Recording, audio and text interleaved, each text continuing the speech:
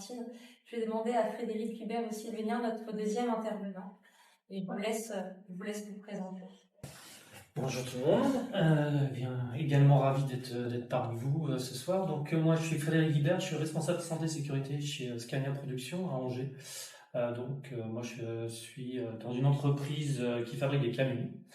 On est une entreprise qui produit 110 camions par jour avec 1400 collaborateurs.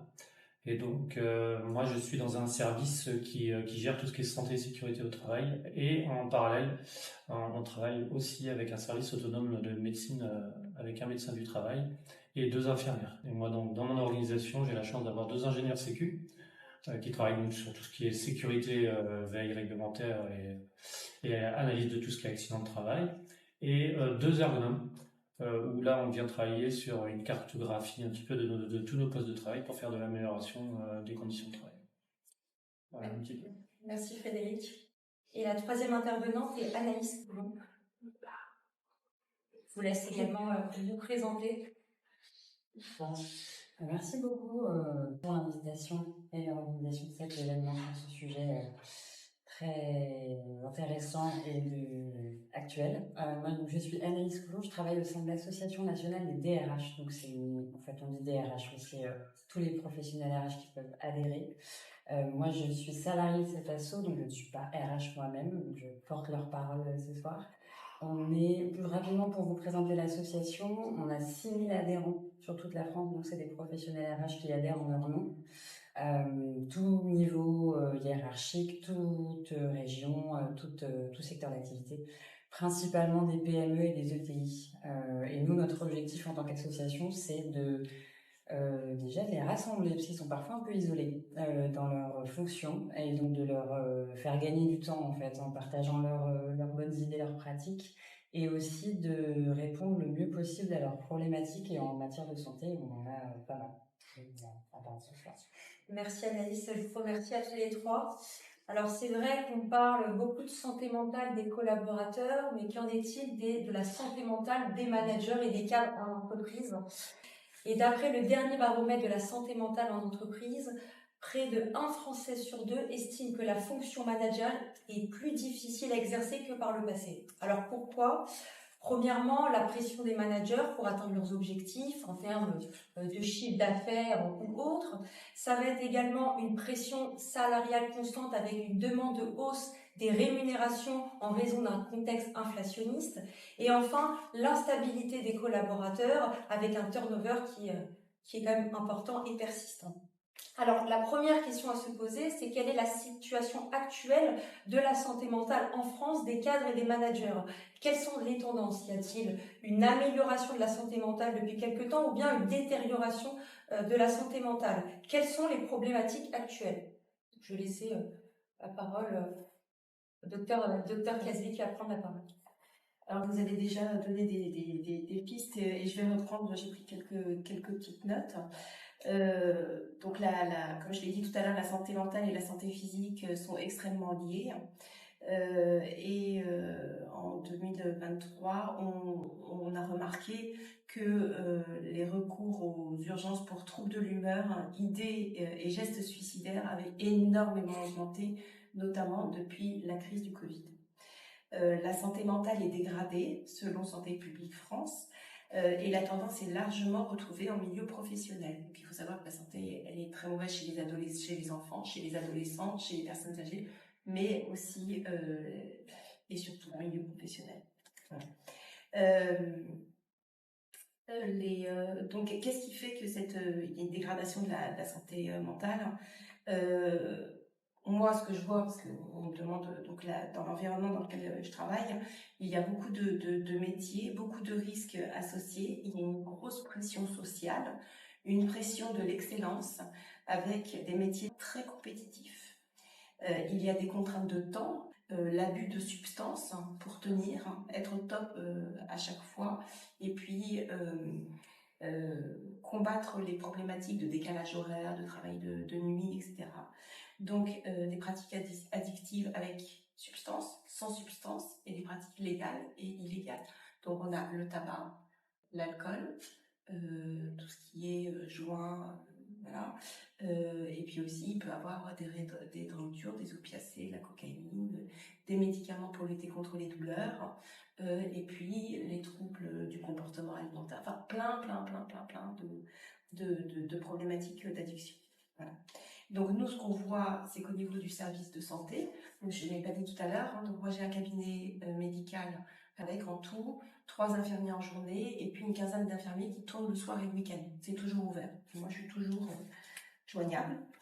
Et donc, beaucoup de salariés viennent nous voir parce qu'ils sont angoissés, ils sont déprimés, ils ont parfois des idées noires. Et ça depuis la période post-Covid, parce qu'ils ont une période dans leur vie où il y a eu une cassure, ils ont eu le temps de se poser, de réfléchir, et de réfléchir sur leur vie, sur c'est ça que je veux, c'est pas ça. Et puis toutes les inégalités qu'on a vues autour, je peux travailler, mais j'ai pas envie de travailler, je peux pas travailler, mais j'ai envie de travailler, lui il travaille, moi je travaille pas, moi je mets un masque, moi j'en ai pas. Et donc ça générait voilà, beaucoup d'angoisse, d'individualisme qu'on retrouve au cabinet. Il y a aussi une difficulté du parcours de soins, ça c'est très important à dire. Les patients, les salariés ne trouvent plus de médecins, il n'y a plus de médecins, il n'y a plus de psychiatres, il n'y a plus de psychologues. Des addictos, c'est difficile aussi de mettre en place, je veux dire, des profils, des suivis addictos. Et donc on est très sollicité et on cherche des solutions pour parer à ça. Voilà. Donc qu'est-ce qu'on voit? Du stress, des angoisses, des dépressions, des tentatives de suicide. Bon, il y a des mecs comme dans toutes les entreprises, il y a même des suicides et tout ce qu'il faut mettre en place autour. Et les raisons, on en a parlé, il y a une surcharge de travail, plus de différenciation entre le monde personnel et le monde professionnel, le travail en mode agile, l'individualisme, le manque de main-d'œuvre, les difficultés de recrutement. Donc quand vous ne recrutez pas, en fait c'est les managers qui doivent compenser la charge de travail. Ils doivent être aussi passer beaucoup de temps aussi pour essayer de recruter. Donc tout ça c'est eux qui doivent faire. Le télétravail, donc ils doivent gérer du management à distance, extrêmement difficile. Et puis c'est surtout que eux ont une surcharge de travail aussi, donc pas le temps nécessaire à manager les équipes, parce que le management, ça prend du temps, et puis ça prend aussi, c'est pas donné à tout le monde. Qu'est-ce qu'on voit? C'est une augmentation des arrêts, une augmentation des accidents de travail, des difficultés de recrutement, des départs, et du coup tout ça, pour les entreprises, c'est un coût financier et surtout un coût humain. Voilà, donc tous ces sujets sont vraiment extrêmement importants. Il faut lutter contre ça parce que, voilà, pour être plus efficient et performant et être en bienveillance par rapport à tous les salariés qui travaillent dans les entreprises. Merci beaucoup. Frédéric, qu'en pensez-vous? Il y a beaucoup de choses qui sont pareilles. Dans mes notes également, non, mais au contraire, c'est très bien. On a les mêmes problématiques, même si on n'est pas du tout dans la même organisation de travail. Mais, vous l'avez dit, sur toutes les problématiques d'absentéisme, on a un turnover qui est fou aujourd'hui. Et ça prend des temps de formation et des temps de recrutement qui demandent aux managers beaucoup de travail. Et puis on se rend compte, nous aussi, qu'il y a une perte de sens dans le travail, un désengagement et de l'individualisme vraiment de plus en plus. Et ça pose aussi des problèmes dans les organisations. Ça pose des conflits aussi entre les personnes dans les équipes et les managers. On a de plus en plus de gestion de conflits à faire, et ça c'est également très énergivore et très stressant pour le manager, et c'est pas toujours très simple à réaliser. Et puis on a aussi, ce qu'on s'est rendu compte, on a aussi des conflits intergénérationnels de plus en plus, c'est-à-dire que les générations se comprennent plus, et l'intérêt au travail est plus du tout le même. La partie travail pour les anciens est vraiment très importante, là où les jeunes qui arrivent des fois sur le marché du travail, pour eux, voilà, il faut gagner un petit peu d'argent pour vivre, mais c'est pas du tout leur priorité, et on a vraiment des problèmes conflictuels. Et puis les dernières choses qu'on rencontre nous à Scania et puis dans beaucoup d'entreprises, c'est tout ce qui est addiction. Pareil, vraiment des grosses problématiques sur les addictions. Aujourd'hui, les managers sont pas forcément armés pour détecter et puis après répondre à ça pour pouvoir apporter des solutions. Et donc ça peut aussi créer énormément de stress chez le manager qui s'est qui soit il sait pas comment faire, ou soit il ose pas, et c'est vraiment compliqué. Donc c'est important qu'ils aient des outils, je pense, pour pouvoir gérer ce genre de difficultés auxquelles on n'était pas confronté avant, mais aujourd'hui c'est la réalité de la société. Et dans les entreprises, on a ce que vous disiez, hein, c'est le reflet de notre société d'aujourd'hui. Merci beaucoup Frédéric pour le témoignage. Je pensez-vous? rejoins complètement ce qui est dit. Nous, au sein de la NDRH, on remarque c'est qu'à chaque fois qu'on sort des contenus sur la santé psy, c'est ceux qui fonctionnent le mieux et nos adhérents nous demandent beaucoup de partage d'expérience là-dessus. C'est c'est vraiment en top 3 des sujets prioritaires en tout cas et d'intérêt pour eux. Notamment depuis le Covid, pas que, parce que ça fait quand même plusieurs années maintenant qu'il y a de plus en plus aussi d'obligations, etc., d'agir, mais c'est vraiment quelque chose qui prend de l'ampleur là, ces dernières années. Le constat, c'est aussi que l'absentéisme est en hausse, et nous, le point qui nous alerte le plus, c'est les chiffres de l'absentéisme et des arrêts de longue durée, donc de plus de 6 mois, avec ce chiffre important de la raison, en tout cas la première raison, c'est les troubles psy, je crois que c'est le terme exact. Donc ça, c'est quand même un point d'alerte aussi pour les RH. Et pour le point plus particulier des managers, en fait, déjà, initialement, c'est un rôle, je pense que je ne vous l'apprends pas, mais un peu entre le marteau et l'enclume, c'est déjà compliqué. Je rejoins complètement ce qui a été dit sur le fait qu'être manager, ça s'apprend. On est dans une culture encore parfois du travail dans laquelle pour grandir professionnellement, on est obligé de devenir manager. En fait, c'est un poste qui nécessite des compétences complètement souvent différentes du poste qu'on occupait avant. Et c'est pas parce qu'on est le meilleur en production qu'on va être le meilleur en management. Et c'est vrai que ça, c'est un vrai sujet. Les RH en ont de plus en plus conscience. Il y a un peu une crise des vocations aussi. Les jeunes, notamment, on le voit, ont plus forcément envie d'être manager pour toutes ces raisons. Ils voient le management comme quelqu'un qui va gérer des conflits en permanence. C'est pas forcément faux. Donc il y a aussi cet enjeu-là déjà pour être manager, il faut l'avoir choisi pour être à cette place parce qu'on a vraiment conscience, on a vraiment envie de ce travail-là. Et le deuxième point que nous on observe aussi beaucoup, c'est que en plus de toutes ces difficultés qu'on a évoquées pour les managers, il y a aussi l'organisation du travail qui change énormément à une vitesse assez fulgurante. Depuis le Covid, il y avait déjà du télétravail avant, mais clairement, là, ça a ouvert les chakras de tout le monde, la partie Covid, avec des points positifs et des points négatifs. La semaine de 4 jours, le flex office, les équipes qui sont en présentiel, en distanciel, c'est un peu complexe. Et le manager, là-dedans, il doit continuer de faire vivre un collectif qui ne se voit presque plus. Parfois, on se voit le lundi et le mardi, et ensuite, l'équipe est un peu éclatée en télétravail. Et ça, c'est une difficulté supplémentaire aussi pour les managers. Ils sont pas forcément... ça s'apprend, en fait, de gérer une équipe en mode hybride.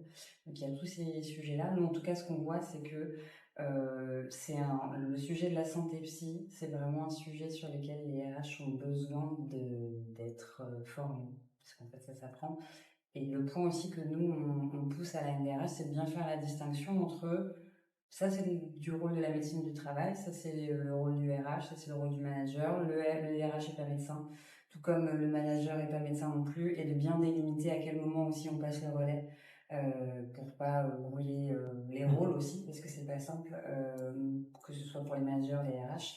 Et un dernier point sur la médecine du travail, nous, vraiment, on a une alerte de la part de nos adhérents. On a 7 adhérents sur 10 et on en a 6000 d'adhérents qui nous indiquent pâtir du manque de médecins du travail pour leurs activités en santé. Donc c'est assez affolant. On n'a pas de solution miracle là-dessus. Il faut beaucoup d'années pour former un médecin. Il y a une délégation vers les infirmiers. On en parlait tout à l'heure en santé du travail, mais concrètement, on a des adhérents qui nous disent dans mon département, il y a un médecin du travail. Voilà. Donc, du coup, comment je fais mes rendez-vous obligatoires on peut même pas y répondre en fait pour les rendez-vous qui sont prévus dans la loi. Donc, vous imaginez bien qu'avec une situation comme ça, faire de la prévention en amont sur tout ce qui est santé, psy, enfin, c'est même pas envisageable. Et ça, c'est quand même un gros point de problématique. Donc je rejoins, voilà. Et c'est vrai qu'il n'y a pas aujourd'hui de solution, en tout cas magique, pour recréer ce lien un peu. Enfin, le lien existe, mais il y a pas assez de médecins du travail. Merci Anaïs. C'est vrai, je vais rebondir ce que vous venez de dire, mais il faut savoir que seuls 16% des managers estiment être très bien formés aux risques psychologiques en milieu professionnel, alors que un grand nombre de managers de cadres sont particulièrement touchés par des problèmes, donc des angoisses, du burn-out, etc.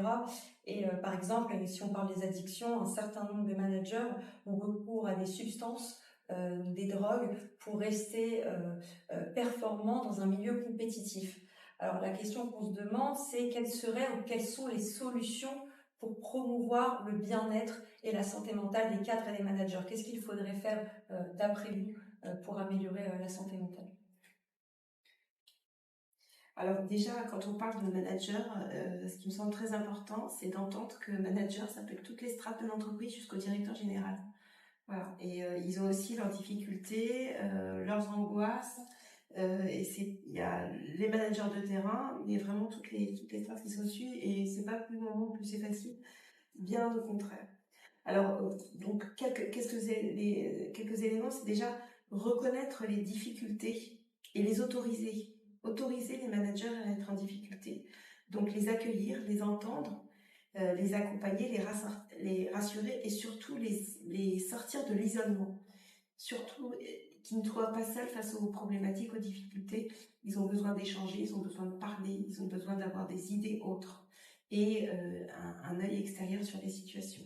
Donc les faire collaborer avec leurs pairs, avec les services RH, les services de santé au travail, et puis faire des réunions par exemple d'encadrement, on leur explique la trajectoire de l'entreprise et puis quels sont les enjeux et on leur demande quelles sont leurs difficultés et qu'est-ce qu'on peut mettre en place pour les aider.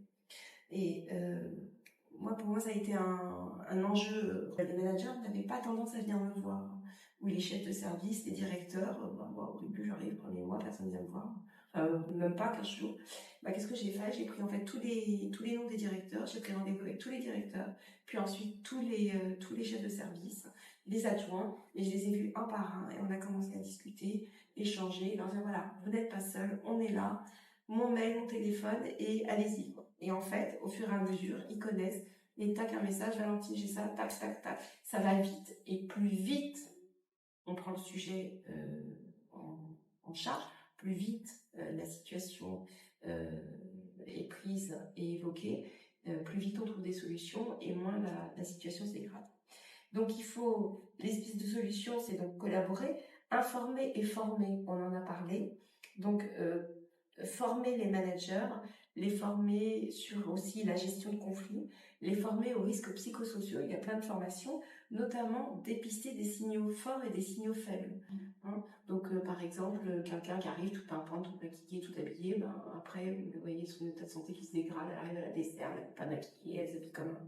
Voilà, ça doit alerter. Quelqu'un qui perd 10 kilos, quelqu'un qui prend 15 kilos, quelqu'un qui... voilà, il faut en fait, tous ces petits signaux-là, il faut savoir les dépister et ça s'apprend. Comprendre aussi les pathologies qui sont en lien avec le travail. Par exemple, le stress, tout ça, ça peut déclencher une hypertension, du diabète, plein de problèmes de santé. Il faut aussi qu'ils aient un lieu de parole, donc être disponible pour eux et puis qu'ils puissent venir s'épancher. Et je pense qu'il est très important de former, de faire des statistiques de l'entreprise et de les former, de les accompagner sur les addictions. Parce que la société évolue. Avant, on disait qu'il y avait pas ces problématiques d'addiction. Si, il y avait ces problématiques d'addiction, mais c'était différent, puis on les mettait sous le tapis. Voilà. Maintenant, on en parle, c'est là, et moi, systématiquement, les salariés, je les interroge, ça fait partie de... Moi, je dis que c'est un interrogatoire. C'est comme ça qu'on appelle ça à la fac en médecine. Donc, qu'est-ce que vous consommez, quelle quantité, c'est occasionnel, c'est tous les jours, tac, tac, tac. Et en fait, on arrive à dépister des gens qui ont des problématiques, et notamment d'alcool, parce qu'il y en a qui disent oh, je bois comme tout le monde. Ok, 2 verres à midi, 3 le soir, plus des petits apéros comme tout le monde. Voilà. Et en fait, ça permet de dépister de proposer des solutions, d'accompagner en bienveillance, sans juger. Voilà. Et donc, parvenir des organismes extérieurs, on fait un audit, on forme, on va sur le terrain et on accompagne. Et puis, il faut leur faire confiance à ces managers, leur dire qu'ils sont capables et les rassurer. On peut aussi faire intervenir des psychologues en entreprise. Donc moi, je fais intervenir un psychologue du travail en entreprise pour lever les tabous. Et il y a aussi maintenant plein de plateformes extérieures avec lesquelles on peut travailler, où il y a des numéros verts, où tout le monde peut avoir accès, même s'il n'y a pas de médecins du travail, d'infirmières, de personnes dans l'entreprise. Les salariés, ils savent qu'ils ont un problème, quel qu'il soit, ce qui a un impact sur la santé mentale, il peut communiquer avec une personne compétente qui sera orientée et puis pourra avoir une démarche de prise en charge. Voilà.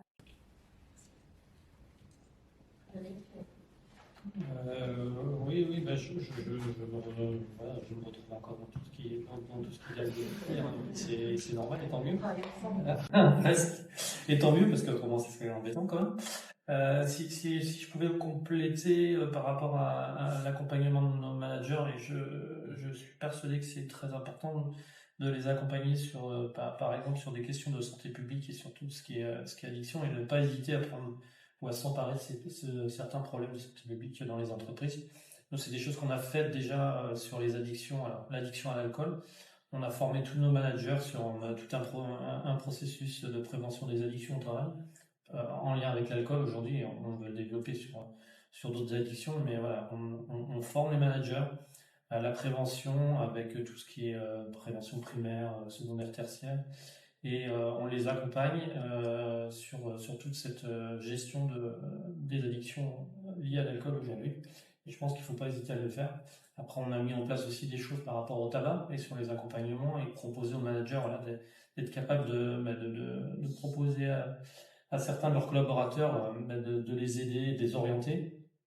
C'est des formations qu'on a déjà mis en place nous aujourd'hui, et puis on veut continuer là-dessus.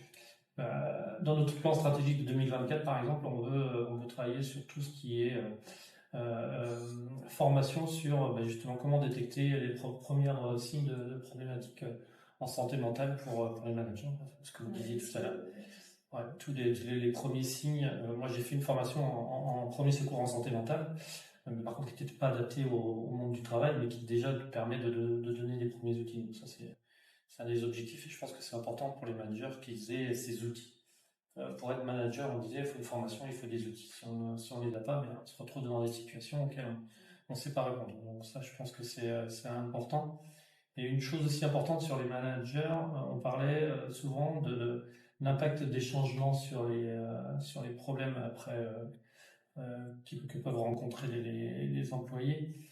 Et je pense que les managers doivent connaître et être formés sur l'anticipation et l'impact des changements pour renforcer les dispositifs de prévention des risques, et puis d'être capable de mesurer dans ces outils-là les facteurs psychosociaux des risques au travail pour y apporter une réponse plutôt précoce et adaptée.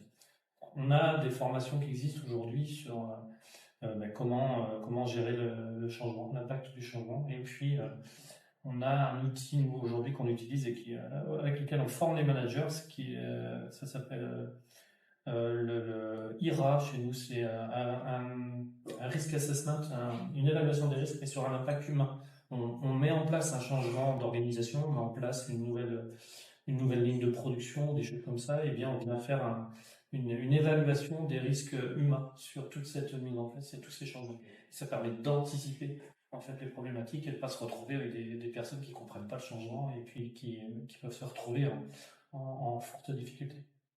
Donc ça, c'est des outils qu'on essaye de travailler avec nos managers.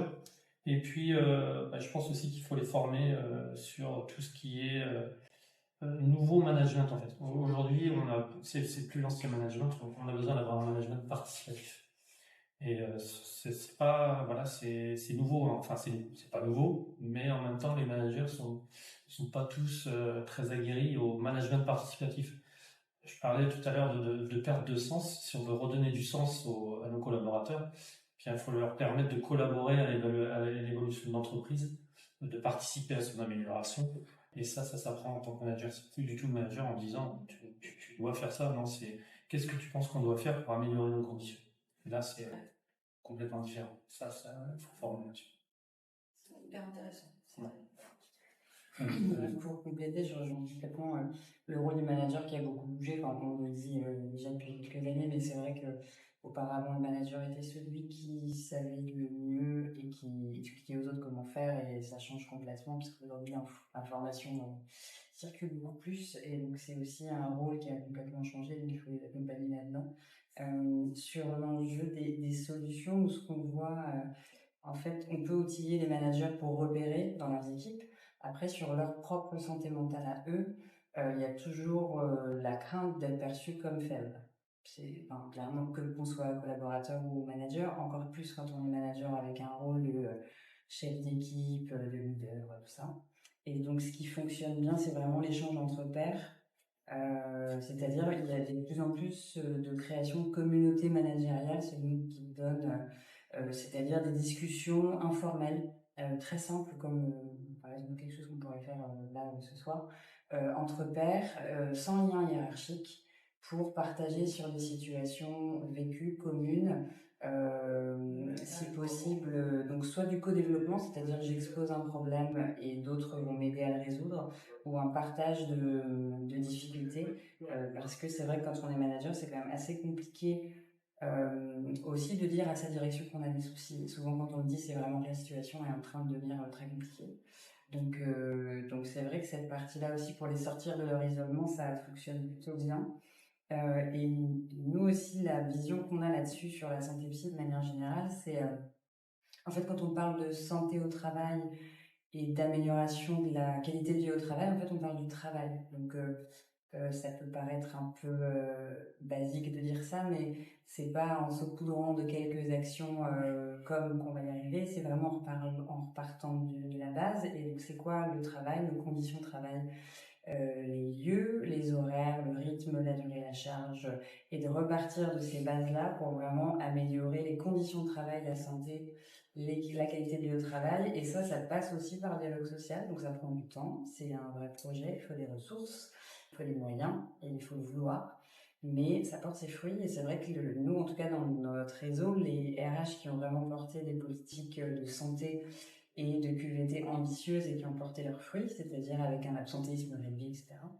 Et ben c'est du temps long, il faut l'évaluer, et ça peut paraître simple, mais en fait c'est pas si souvent fait. En tout cas, voilà, c'est pas, ça demande en tout cas des moyens et un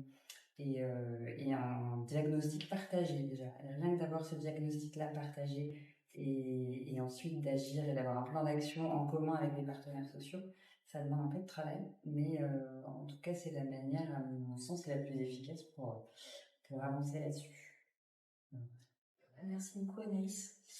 Je vais laisser la parole à Laetitia Pam, qui est actuellement freelance en marketing et qui a mis fin à sa carrière en banque en 2017 suite à un burn-out. Donc elle va vous partager son expérience dès maintenant.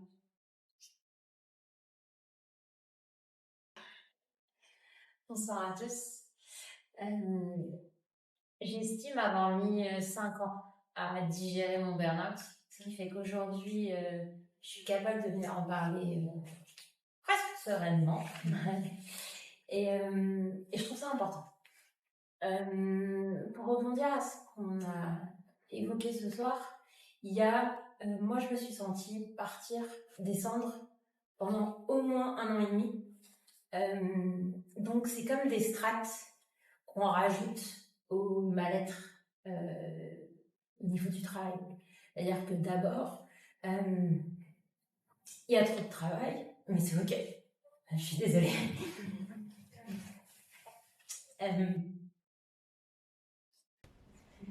Prenez votre pause, prenez votre pause. Moi, c'est pas mieux, vous voyez le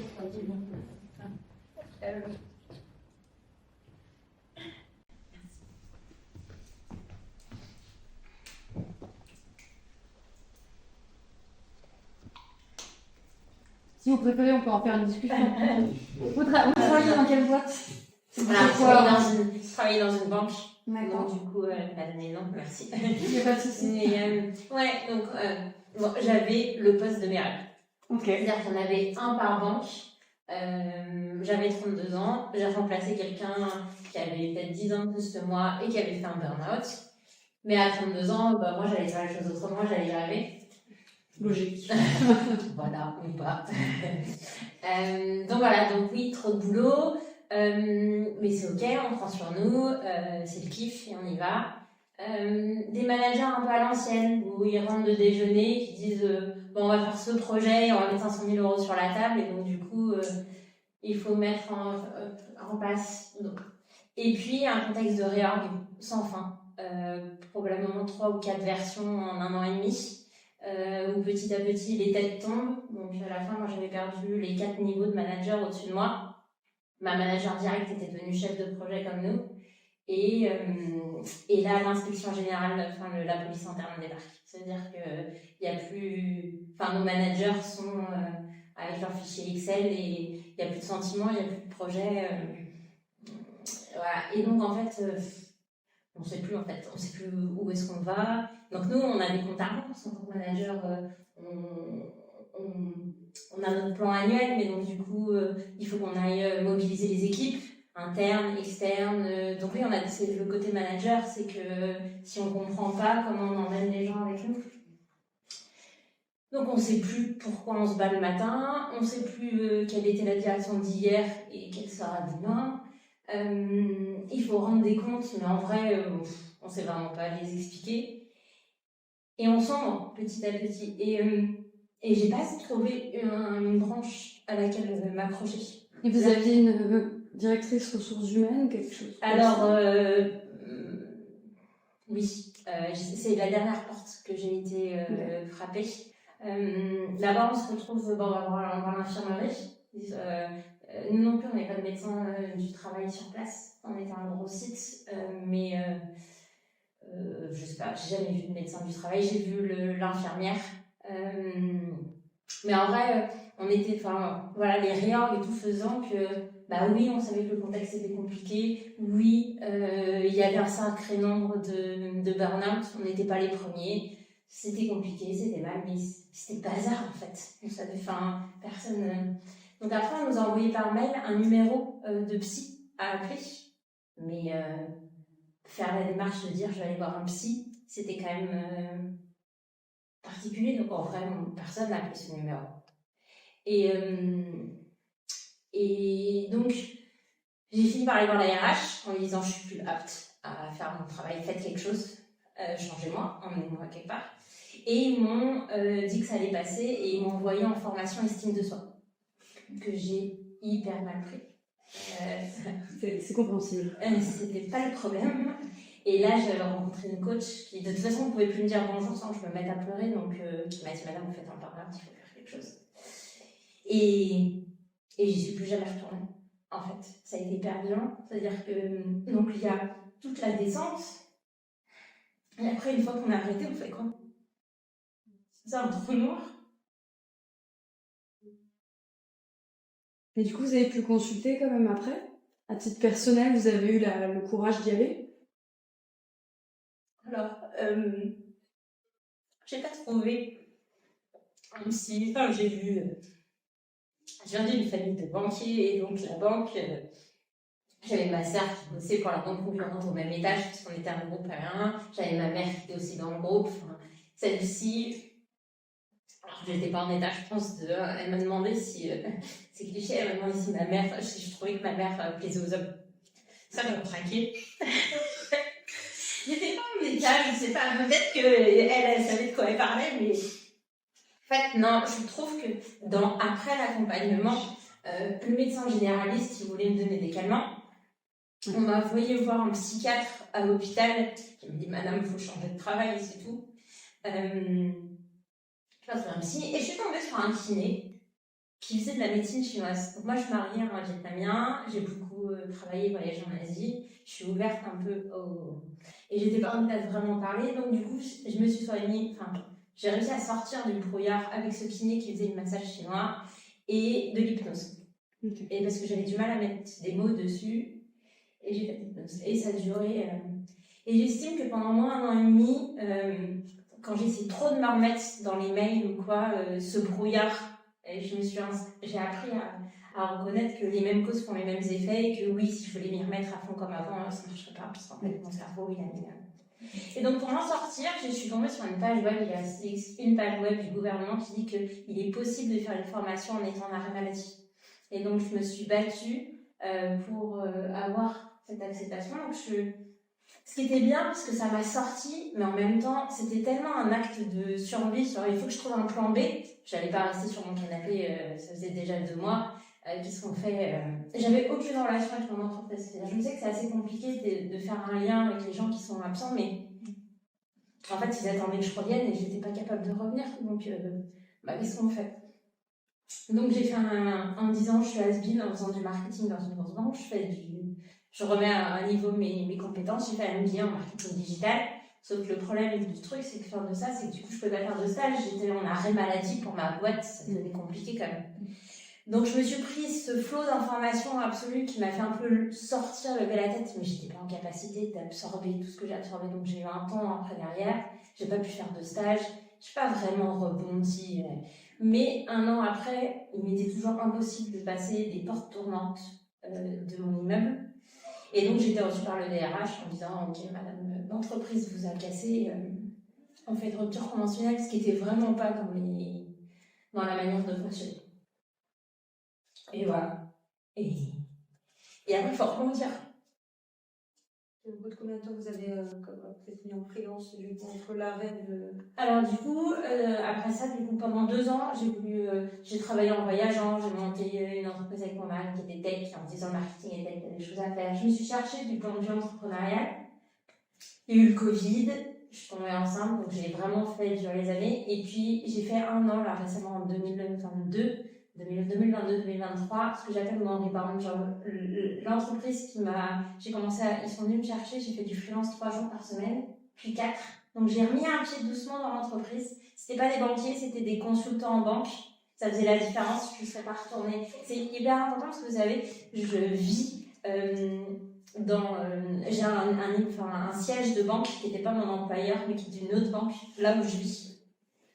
Et croiser dans ma rue des banquiers m'angoissait. Je vous jure que c'est vrai. Ça angoisse beaucoup de monde. Non, Je vous rassure. Ouais, ça va. Oui, mais ça va pas. Et voilà. Et donc, du coup, de 3 jours par semaine, 4 jours, j'ai fait du freelance. Et je me suis rendu compte que je pouvais être de retour dans le game et que le taf était bien fait et que j'ai fait ma place et que voilà. Mais par contre, j'avais gagné le goût de la liberté. Donc, moi, je suis à fond sur le remote, le flex office. J'ai même fait un post récemment qui a cartonné sur LinkedIn où je travaille en marchant avec un papier de marche sur mon bureau. Enfin, du coup, moi, j'ai embrassé les nouvelles manières de travailler qui me rendent complètement inapte à mon ancienne vie, ce qui est le côté positif finalement de tout ça. Mais voilà, c'est un bon parcours et je trouve important. Avec du recul, vous avez l'impression que ces nouvelles manières de travailler, si vous les aviez appliquées à l'époque dans cette boîte-là, ça aurait pu permettre d'éviter d'en arriver à ce point-là? En fait, sur ces 1 an et demi où je me suis sentie sombrer, il y a eu des moments où, par exemple, je disais que je me cachais, mais j'avais besoin d'être au calme parce que dans mon activité, il y avait beaucoup d'écriture, oui, un tout petit peu de télétravail, un tout petit peu je prends du recul sur ce flux de réunions, d'infos et pour bosser en dehors, enfin à des heures normales et pas après 20h parce que c'est le seul moment où c'est calme. Oui, j'aurais eu besoin de ces petits, un peu de confiance, un peu de... Ouais, faire l'opérationnel qu'on n'a jamais le temps de faire aux heures normales. En tout cas, ça aurait aidé un peu à la tranquillité d'esprit de dire j'arrive à livrer. Bravo. C'est un témoignage assez riche, merci beaucoup. On va procéder aux questions-réponses si vous le voulez bien, parce que vous avez des questions éventuelles.